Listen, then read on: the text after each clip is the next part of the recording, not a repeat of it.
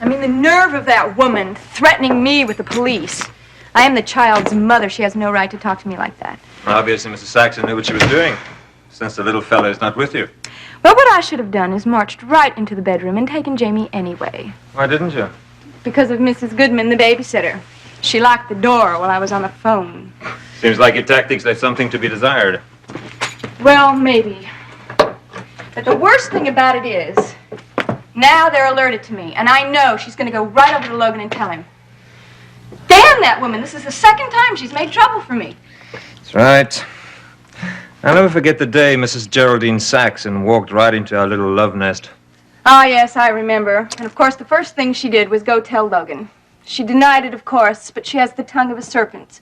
Of course, she pretends to be all full of airs and the Dowager Queen of Monticello, but she's really just a common gossip.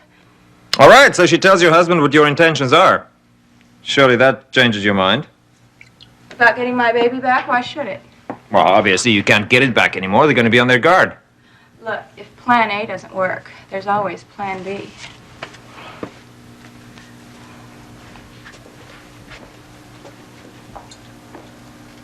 Just what is Plan B? Well, I haven't worked out the details yet, but I know one thing. What's that? Well, now that they're alerted to me, someone else is going to have to take Jamie. I can't get this knot loose. You will help me, won't you?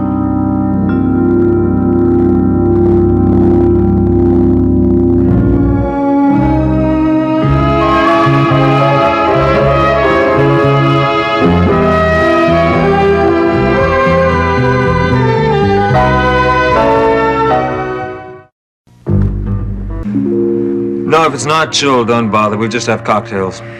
Get me a double vodka martini and, just a second.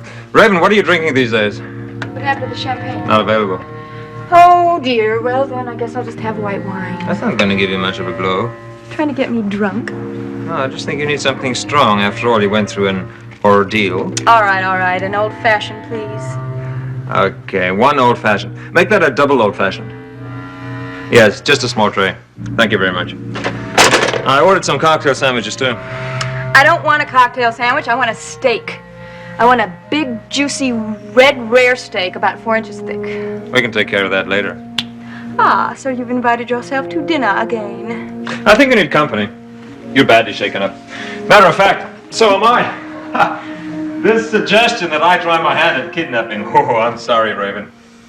There are many things I'd do for you, but committing a federal crime is not one of them. Are you telling me you won't help me? I'll help you, but I won't do the actual abduction of the child. Ah, come on, don't you see?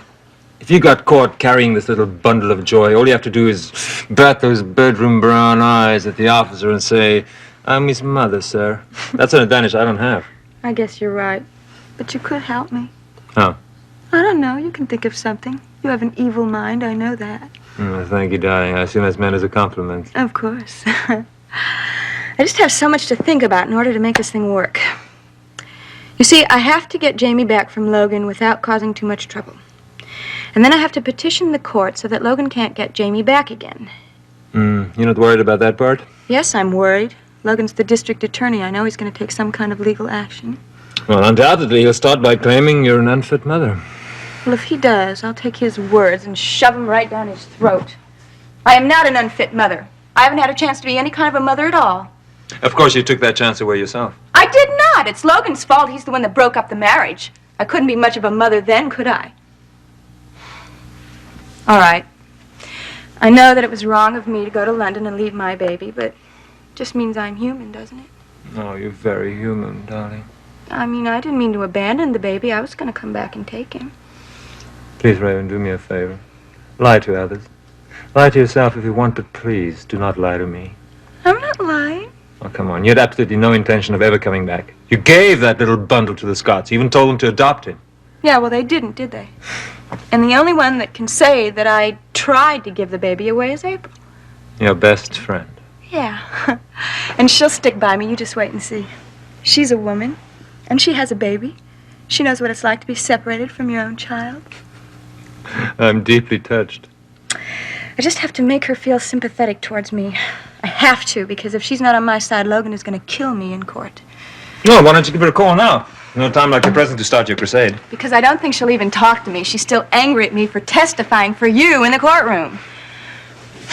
Oh, Eliot, what am I going to do? A couple of hours ago, everything was okay, and now I don't know what to do.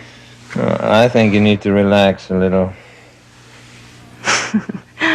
You always have one thing on your mind. When I'm with you, baby. All right. Let's get into that bedroom. Yes. That's Okay. better. The television's in there. I want to see the news.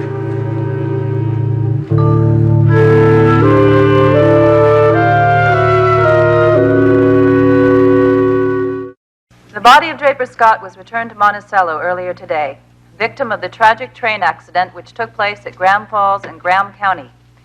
His was not the only body recovered from the burned, demolished railroad cars, but there was a special irony to his death, because alongside the remains of Draper Scott was a casket containing the remains of Sergeant Sam Dwyer, the police deputy who had been assigned to escort Mr. Scott to Redstone Penitentiary, where he was to begin serving a 15-year jail term for murder. That conviction has now been officially overturned by the court due to the arrest and confession of Nola Madison for the slaying of Margot Dorn. Draper Scott made his return journey once again in the company of Sam Dwyer, no longer linked by the handcuffs which connected them in death. Services will be held tomorrow afternoon at the Monticello Funeral Home. That's the 6 o'clock report. This is Nicole Drake for WMON News. I'll be back with you at 11 when I'll have a taped interview with Police Chief Derek Mallory, expressing his views of the Draper Scott case.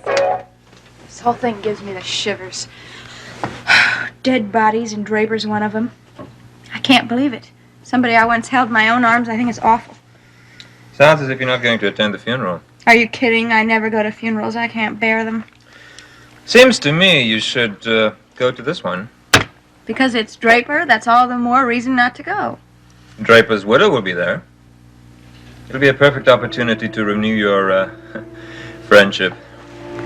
That's true. It would be the ideal time. I'm sure you can manage to look appropriately sad and sympathetic. Are you kidding, darling? I can cry at the drop of a hat. You are a genius. Appreciation, finally. Oh, yes. I'll go to the funeral. And I won't leave April's side until she finally realizes that I am her very best friend in the whole wide world. I mean, you know April. She's so naive. She obviously never grew up. I wouldn't underestimate her if I were you. Under those china blue eyes, there are several layers of tempered steel. That's not true. She's so soft all the way through. She's so sentimental. She doesn't know a thing about people, and she obviously doesn't even know who her friends are. She should have been grateful to me for giving her Jamie. I mean, lending her Jamie. Because she thought she couldn't have a baby herself. It's Logan who was wrong. He had no right to go take that baby away from her, and she should resent him for that. And she should also resent him for the fact that he convicted Draper. He sent Draper to prison. So he was responsible for his death. Well, Logan's going to be at the funeral tomorrow. Well, that's true, but so am I. And by the time I'm through with April, she'll know exactly who her friends are and her enemies. You better let me get that. Yeah. Hello? Raven, this is Logan. We have to talk. Why, speaking of the devil, I was just thinking about you. I want to talk to you now.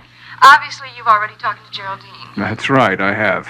Well, look, I have plans tonight, so why don't you call later, huh? This won't wait.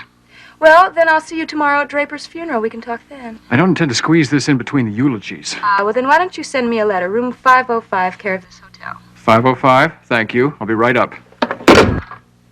Logan? Oh, my God. He's here. He's coming up. He's down in the lobby. History's repeating itself, I told. No. Can't. Gotta get your stuff out of here.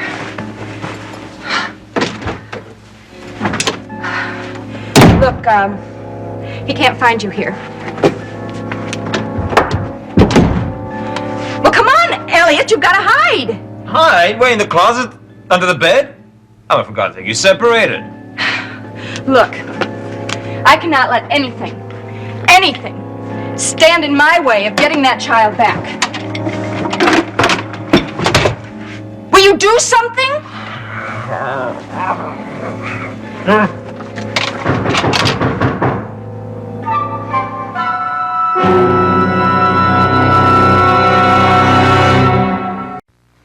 Speaking of the devil, I was just thinking about you, darling. I want to talk to you now. Undoubtedly, Geraldine, and you have already spoken? That's right, we have. Well, I'm very busy tonight, so why don't you call me some other time, huh? This won't wait. Well, then, how about tomorrow at Draper's funeral? I don't want to squeeze this in between the eulogies. Well, tell you what. Why don't you write me a letter? Send it to room 505, care of this hotel. Room 505? Thank you. I'll be right up. Logan?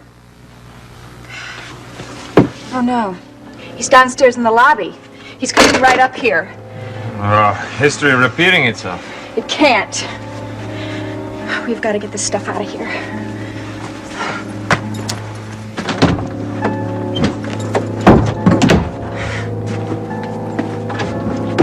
Eliot, he can't find you here. Come on, you've got to hide. Where? In the closet? Under the bed? You separated from the man. Eliot, I cannot let anything get in my way of getting my son back. Will you come on, do something?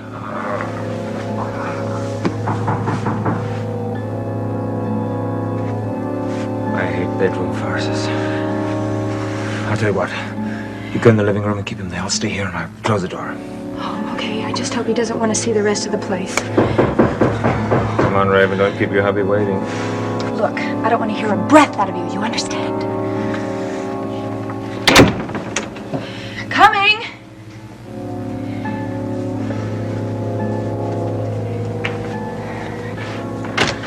Hi, Logan. How are you? Mind if I come in? Yeah, please. Thank you. Well, this looks very comfortable. Very nice indeed. Thank you. Here you dropped by and visited Jamie this afternoon. Yeah, as a matter of fact, I did. It was lovely. Why did you do that? Do what? Well, I just had this wild idea. It's probably wrong, and you tell me if I am, but it occurred to me that you might be thinking of stealing him.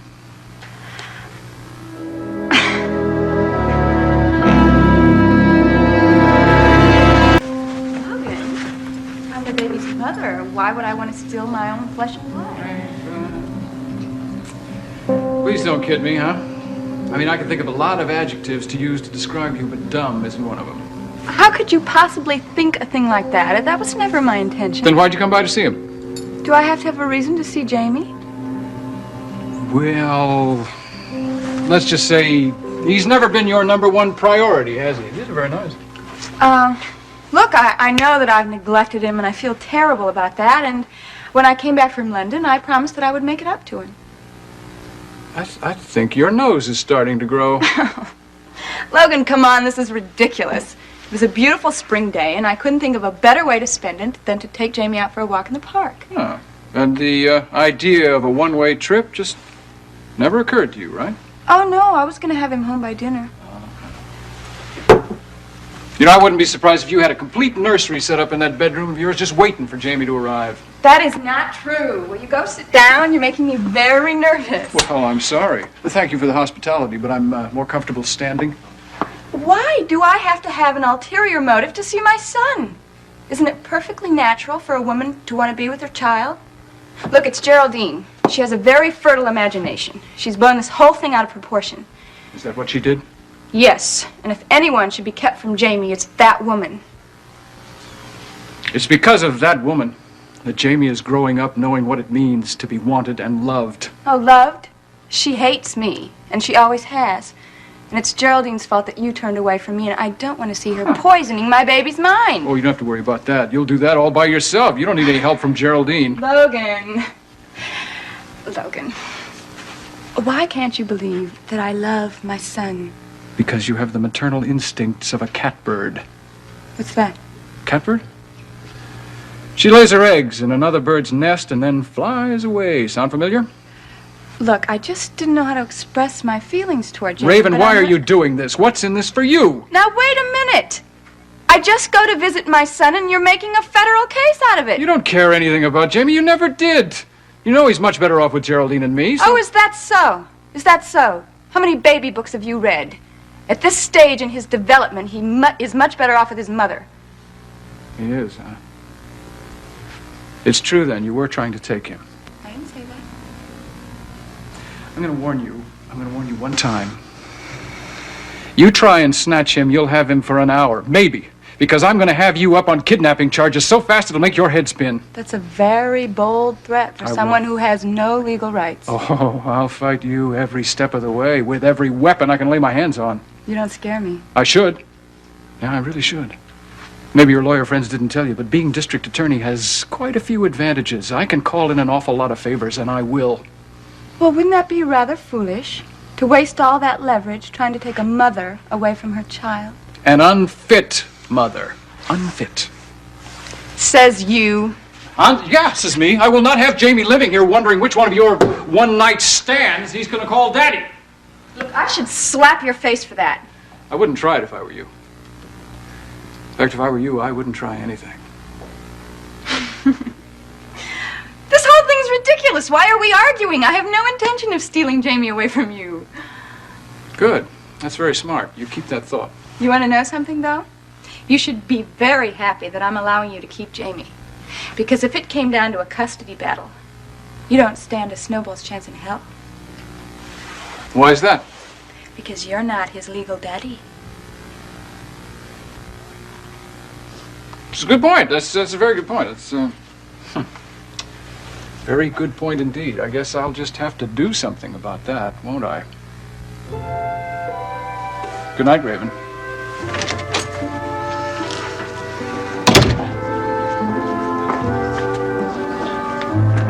Eliot? Eliot?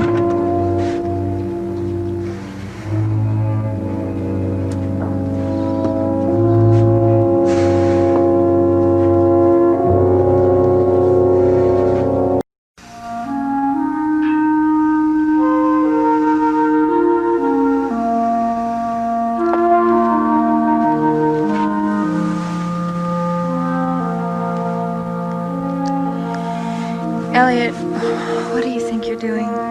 If you don't know by now, my pet. This is no time to think about fooling around. Oh, it seemed like an opportune moment. Right now, I am only filled with hatred.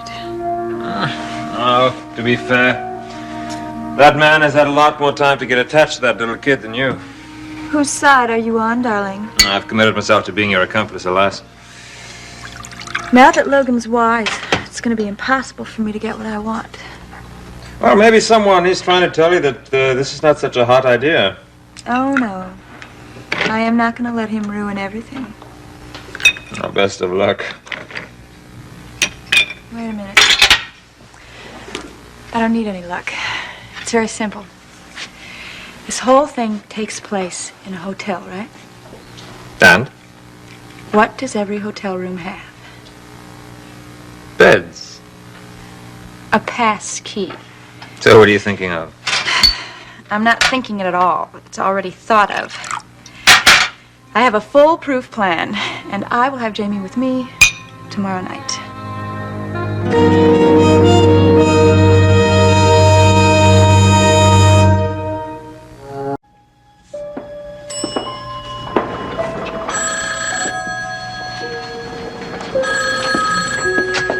Monticello Arms.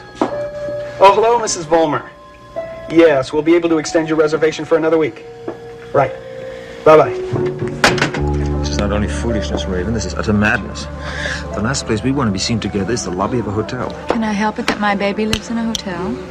I just hope you know what you're doing. This court is very close to a felony, you know. It will not be a felony if it works, and it'll be very easy once we get the key to Geraldine's hotel suite. How do you propose getting the key without the hotel making a fuss? He sure is cute.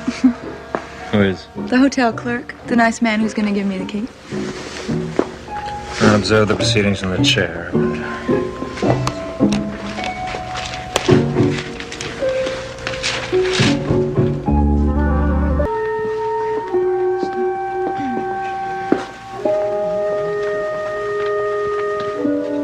Good morning.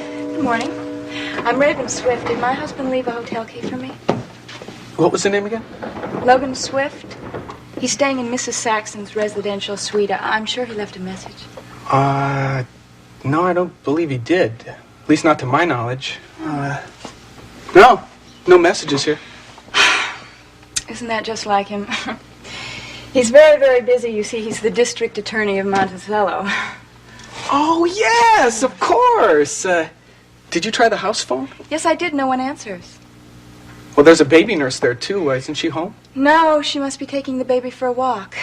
I can't wait to see my little boy. It's been months. So if you'll just give me the key, I could go up and wait. Well, I really don't think I could do that. I mean, not without some authorization. Oh, you're the assistant manager? You're awfully young to have such an important job. You see, we can't just let you into the room, not without some... I know. You need some identification. Well, I have every charge card you would want right here. So you see, I'm obviously Mrs. Logan Swift. Yeah, I can see that. Look, I've been abroad for a long time and I'm really exhausted. And I know that my husband would be furious if he knew that I was locked outside the door all afternoon. Yeah, okay. Well, I don't see what harm it can do. Here you are, Mrs. Swift. Thank you very much. And take the elevators over there. Okay.